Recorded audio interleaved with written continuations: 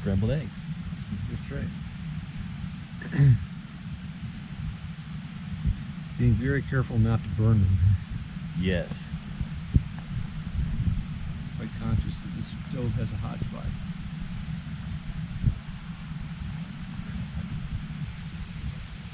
That's probably enough. Voila. Scrambled eggs on the tray. Yes, we were having scrambled eggs and hash browns. I saved this hearty meal for the last day because I knew we had a big day in front of us. 8 miles to go and the highest pass of the entire hike. Buckskin Pass, the crown jewel of the 4-pass loop.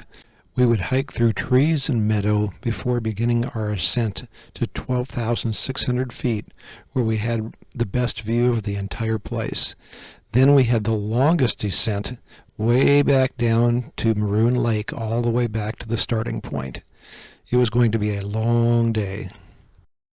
So with one last goodbye to Snowmass Lake, we hit the trail. I have to interrupt with a little story. Do you see this girl? It seemed kind of odd that she would be all by herself out in the middle of nowhere, but we didn't think much of it when we went by and just thought, well, a hiker taking a rest. But later on, when we got back to Crater Lake, we were met by a park ranger who said they were looking for a lost girl who got separated from her party, and this girl pretty much matched the description, so we were able to tell the park ranger we thought she was at Snowmass Lake. Hopefully she's okay.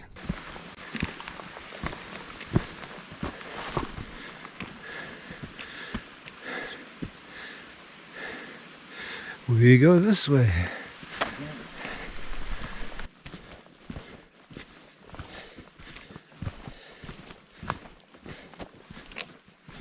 The first part of this hike was all through the forest. Have I mentioned that I don't like hiking through the forest? However, we were able to meet one of the locals.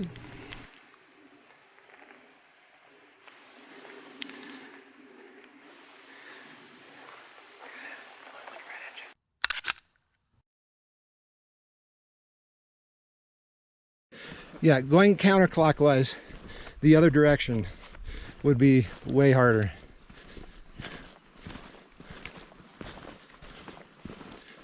Leaving from Crater Lake, going up over Buckskin Pass. Yep. The next time I do this, I need to do it the other direction. Yep. I would do that if I was you. Now that lady We'll swap that direction. that lady that said that they've done it many times likes that direction because she'd rather just get it all over with in the first day. We finally came to the open meadow part of the hike, and we could see up in front of us that we were getting closer to the climb.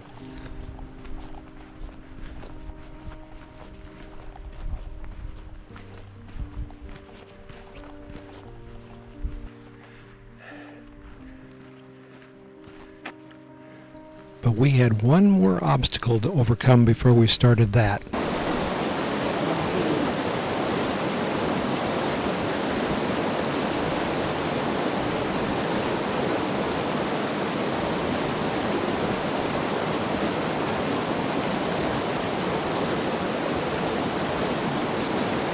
Hey Mark, I'm going to hand this to you.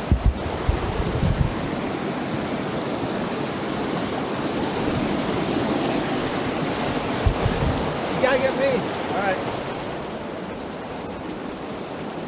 Here, wait a minute, let me get one more step.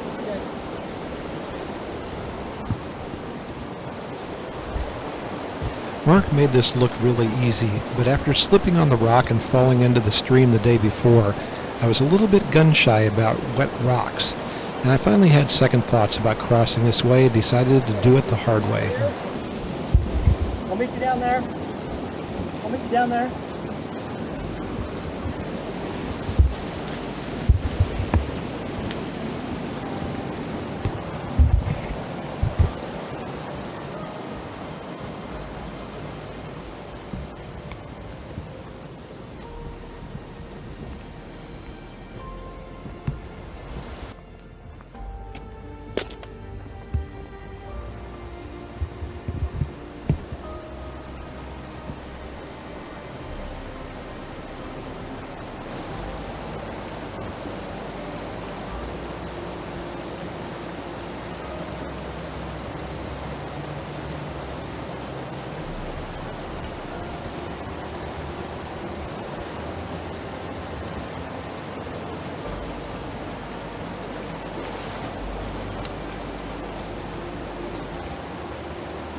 job.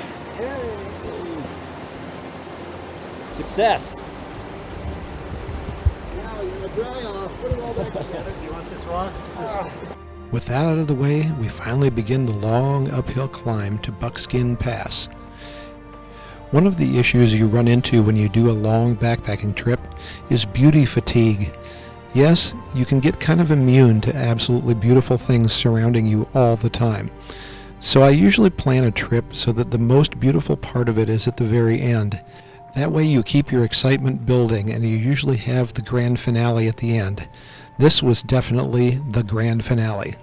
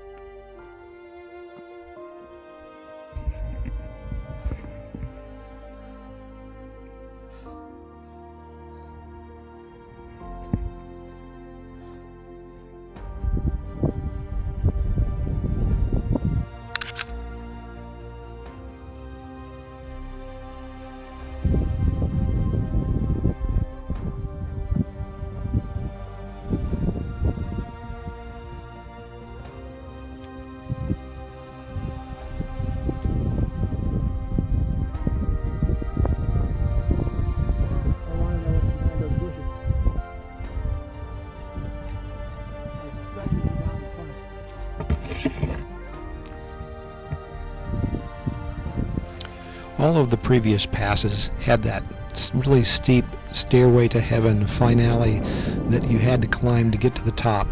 We kept waiting for that to happen, and in this one, it never did. It was just a steady, nice uphill slope all the way.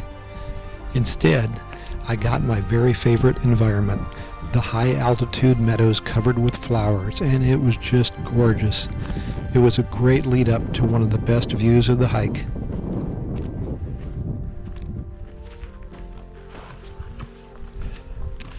Man, they make this easy.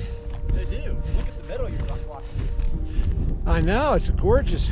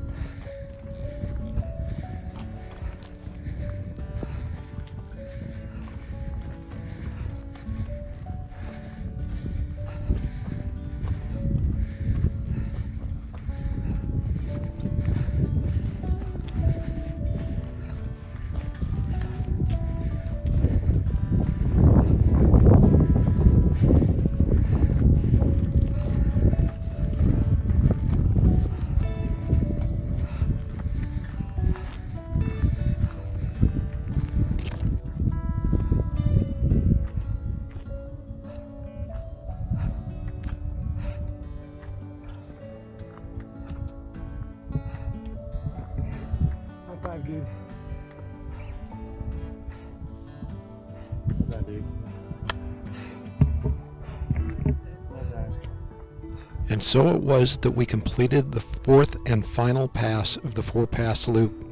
Buckskin Pass lived up to all the hype and more. It was one of the most beautiful spots I've ever been on in my life. It also gave you a view of basically the entire hike we've done in the last 6 days. That wasn't too bad. No, that was like the gentlest slope ever. Easiest descent in the floor. I was expecting this killer climb, and Yeah.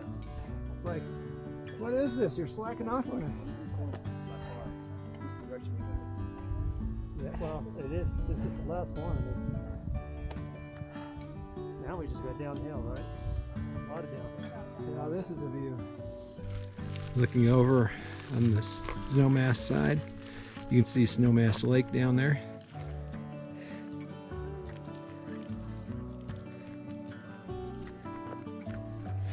This is also probably my favorite picture I've ever taken in my life. You can see Snowmass Lake way back in the distance. The third pass, Trail Rider, is visible off in the distance. And even our old friend Treasure Mountain is visible from up here, representing the entire back side of the loop. On the other side, you can see the canyon with Maroon Lake on one side, Crater Lake right below you, and the canyon that we followed up the first day on the right. The entire trip is visible from this one spot. We should do it again. All right. As long as I have the same cook. Well, here we are on the top of Buckskin Pass. Having completed all 4 passes, it's all downhill from here. Last day, it was a beautiful hike. Couldn't have asked for anything better. Great weather, great company.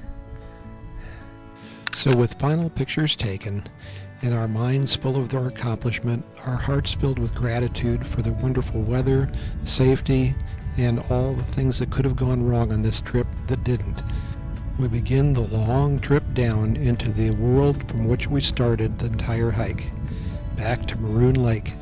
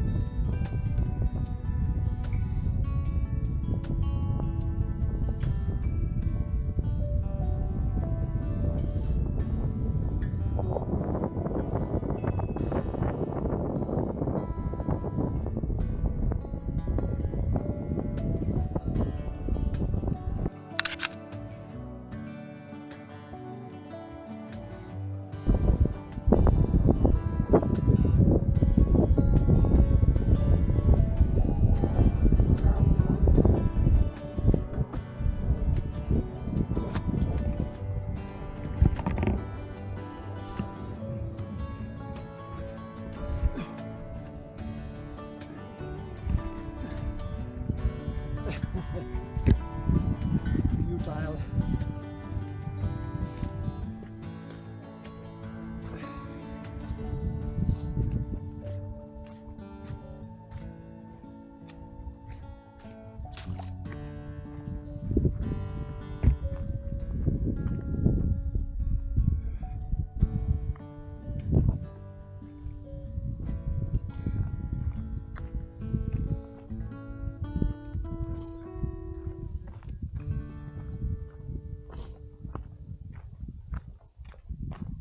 With the final downhill run and the trip coming to a close, we felt that familiar feeling of relief and regret that always accompanies the end of a backpacking trip.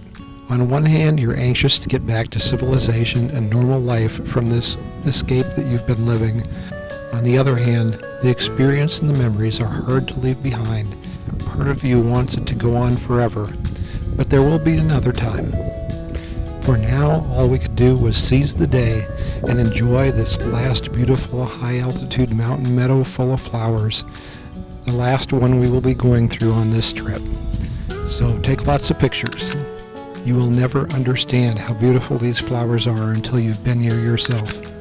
So sit back and enjoy our last field of wild mountain flowers on this trip.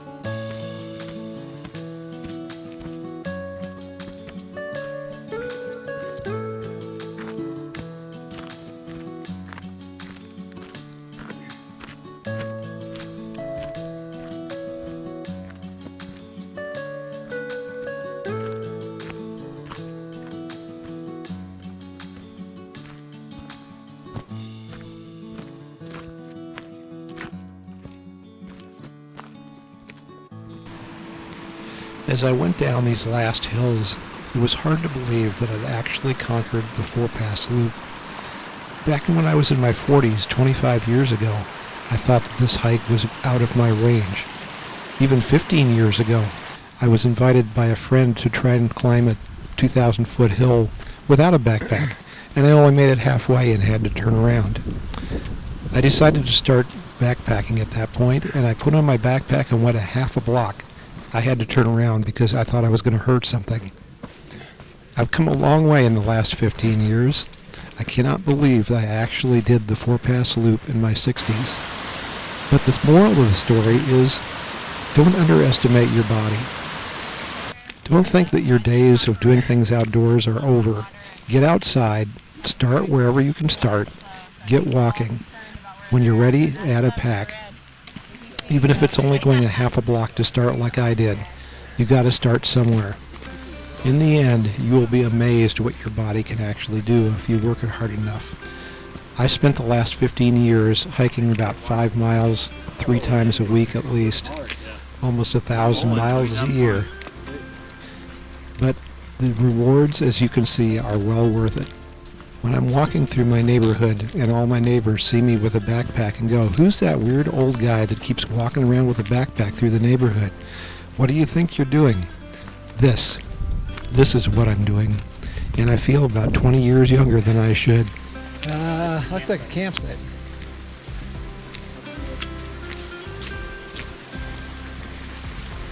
If you were coming up the other way, that would be very attractive. Yes. You will feel pain. For about the first 5 years I did this, I had fasciitis every night, and I had to deal with it every day. I finally conquered it. Then I had knee pain. I've had hip pain. I've had lower back pain. I've had every kind of obstacle you can imagine trying to keep me from hiking. But I feel too good to ever stop. You just have to look at each obstacle as something to conquer and find a way to conquer it. I know that there are some obstacles that people can't overcome. And if you are one of those people, then I understand. But most people don't push their bodies as hard as they could. And I'm here to tell you that the rewards are well worth it. That's my 2 cents.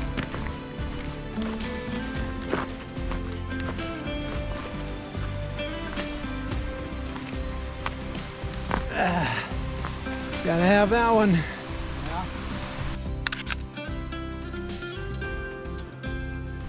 We finally arrived where we could have visual sighting of Crater Lake. It was a familiar sight, but I'd never seen it from up above before.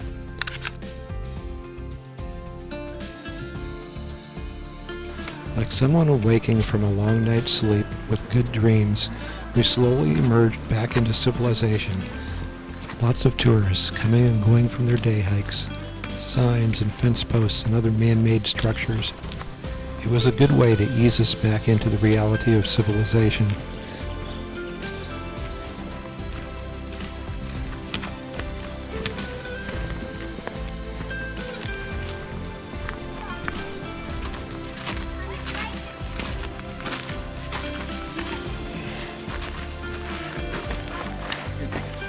You're taking the horse trail or the foot trail?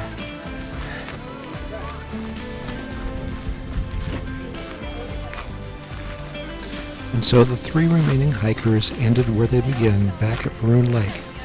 Exhausted but happy, it was a dream we would not soon forget.